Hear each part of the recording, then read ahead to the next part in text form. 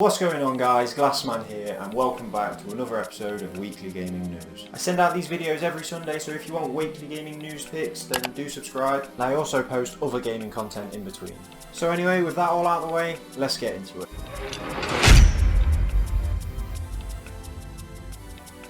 Stranding is one of those games that I keep seeing pop up a lot recently, but I don't really know all that much about it, seeing as I don't have a PS4. So naturally, with the PS4 exclusivity, I don't torture myself with the details. There was initially some hope for the PC players of the world, as in a Q&A in 2015, Kojima Productions said that the unnamed game then would be coming to PC after a stretch on the PS4. That hope may still be there though. Veston, over at the Resetera forums, noted that Death Stranding is no longer listed as a PS4 exclusive. Further evidence of this is that the official trailer for Death Stranding doesn't actually show that little PS exclusive icon that it usually does. But in about a week, Hideo Kojima will be live at the Gamescom opening to premiere an exclusive look at Death Stranding, so hopefully a PC announcement is imminent.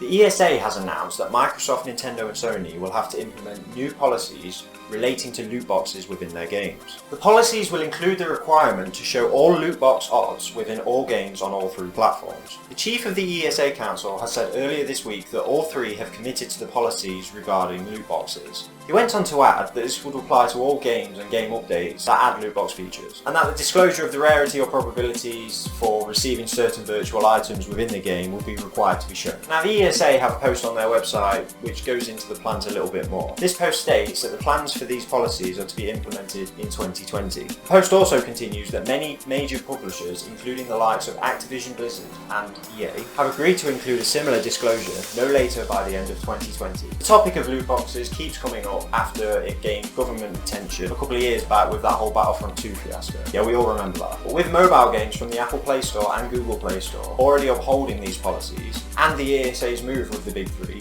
hopefully this could be considered the norm soon in the future. Rocket League's actually decided to drop its loot box system altogether in favour of a system more similar to what Epic has going on with Fortnite. In my eyes, these are all good moves. If you're told that your chances of getting that epic mega variety skin are only at 0.1, then you're far less likely to sink all that money into the game.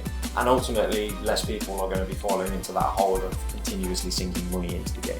So the developers of the Pokemon/Animal Crossing type upcoming game Ooblets have been getting a lot of heat recently. This all stems from designer Ben Wasser explaining why he and his development partner and artist and wife, Rebecca accordingly, decided to take Epic Games' exclusivity deal. Ben said that Epic had offered them a minimum guarantee on sales that would match what they would be wanting to get if they would sell Ooblets on all stores. He then goes on to state that this will take the uncertainty out of the release and that they'd be more financially comfortable going this way. He follows up on the concerns with the Epic Games Store in a half-joking way, finishing up with, "This is all low-stakes video game stuff we're dealing with here, and that is nothing to get worked up about." But this is 2019 and people did get worked up. So people were upset with the exclusivity, but they were also upset with the apparent tone of the post. Since the post has been made, it seems that the couple's been getting a fair bit of harassment. In a message posted to Patreon, reprinted by GameViz, the couple go into detail on what they've been experiencing. They say that they've received thousands, if not tens of thousands, of hateful, threatening messages across every possible platform, non-stop. This cut deep, they said, because of the otherwise positive, supportive relationship they've had with their audience throughout development.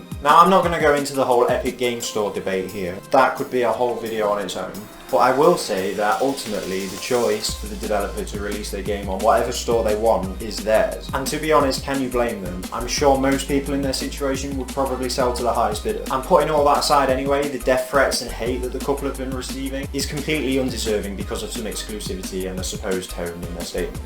On Monday morning, President Trump held a national address to talk about the shootings that happened over the weekend. There was the incident in Walmart, El Paso, Texas, and another in Dayton, Ohio. Now, I'm not going to be going into the shootings. I'm more going into the partial blame on video games. In the national address, he says we must stop the glorification of violence in our society, and continues that this includes the gruesome and grisly video games that are now commonplace. His comments on video games aren't the first to be brought up in these types of situations. Video games have become somewhat of a scapegoat scapegoat when these mass shootings occur. House Minority Leader Kevin McCarthy, Texas Lieutenant Governor Dan Patrick have both made comments this weekend which include video games as being a factor to these mass shootings. Patrick notes that the manifesto, which was probably written by the El Paso shooter, references Call of Duty, and McCarthy says that the government needs to do something about the video games industry. Now, video games have long been thrown into the spotlight when these acts of violence spot up, but continuously we see experts and studies all coming to the same consensus that there's just no link, with expert Dr. Ferguson stating that the data on bananas causing suicide is about as conclusive as the link between video games and mass shooting, and that the numbers literally work out about the same. If video games were the cause of these problems, then surely countries like Japan or China would have a lot more of them. But if you look at the numbers on these, they just don't correlate. Japan is home to some of the video game giants like Nintendo, Sega and Sony, and Newzoo reported that in 2018, almost 28% of all consumer spend globally came from China. Soon after the address, the hashtag video games are not to blame began trending on Twitter, with most mocking the idea that games were the cause for either of the shootings.